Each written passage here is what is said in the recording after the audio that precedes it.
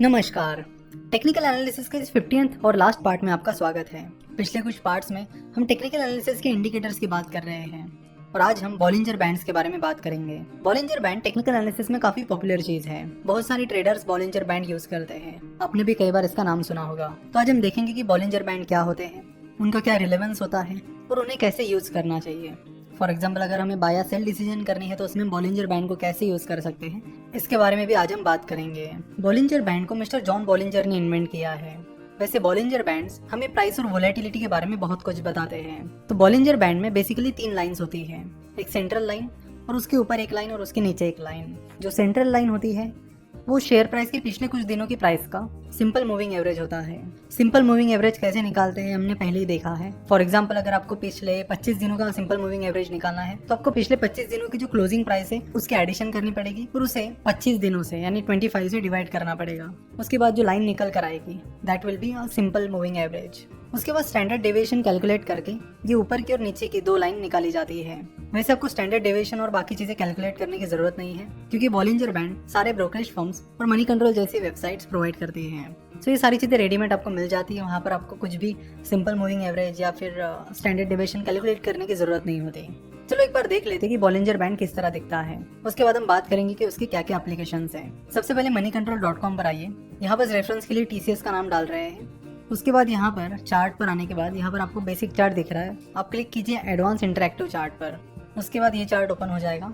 इसमें आप जो भी टाइम पीरियड आपको लेना है वो आप सिलेक्ट करिए और यहाँ पर ओवरलेज लिखा है, उस पर सबसे पहला ऑप्शन है बॉलिंजर बैंड्स। यहाँ पर हमने 1 मंथ का टाइम ड्यूरेशन सिलेक्ट किया है।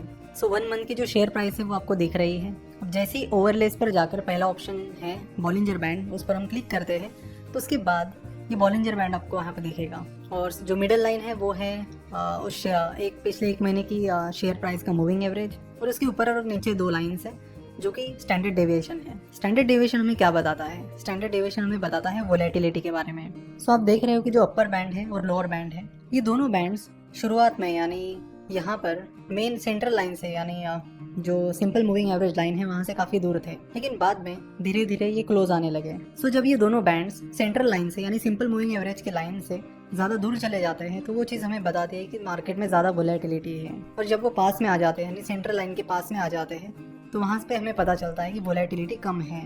तो इस तरह बॉलिंजर बैंड्स हमें वोलेटिलिटी के बारे में बताते हैं। तो वो शेयर फिलहाल ज्यादा वोलेटाइल है या नहीं, ये सीधा आपको बॉलिंजर बैंड देखकर पता चल जाएगा।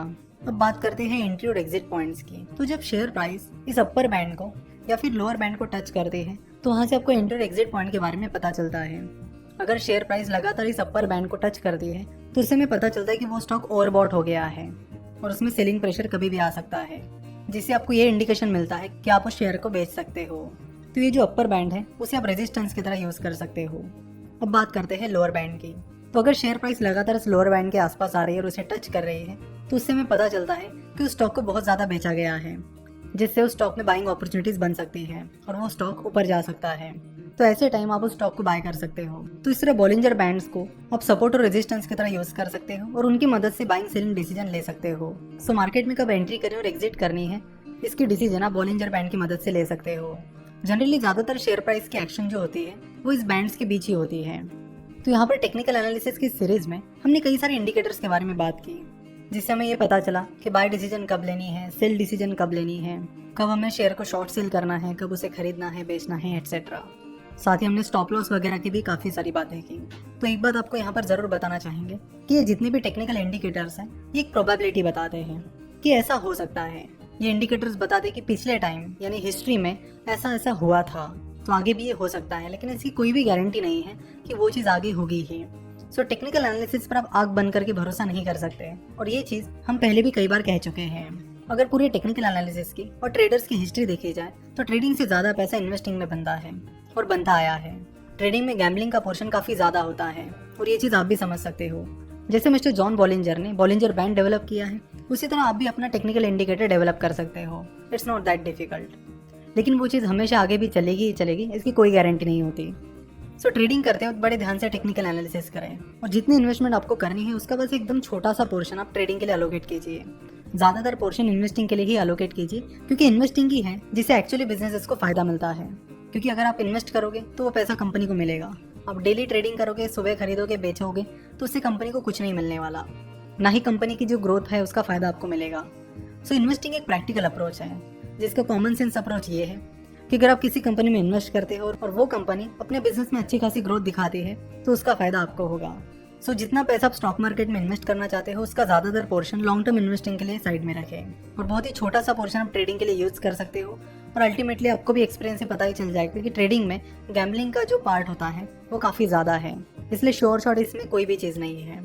हाँ, बीच में अगर कोई ट्रेडिंग अपॉर्चुनिटी आपको मिलती है जिस पर आप काफ़ी ज़्यादा कॉन्फिडेंट हो तो ऐसी अपॉर्चुनिटी पर आप बेट कर सकते हो, but mainly always focus on long term investment, that is our advice. वैसे टेक्निकल एनालिसिस का ये लास्ट पार्ट अपलोड करने में हमें काफ़ी डिले हुआ, जिसके लिए हम आपसे क्षमा चाहते हैं। आज का लेक्चर देखने के लिए और हमसे जुड़े रहने के लिए आपका बहुत बहुत धन्यवाद।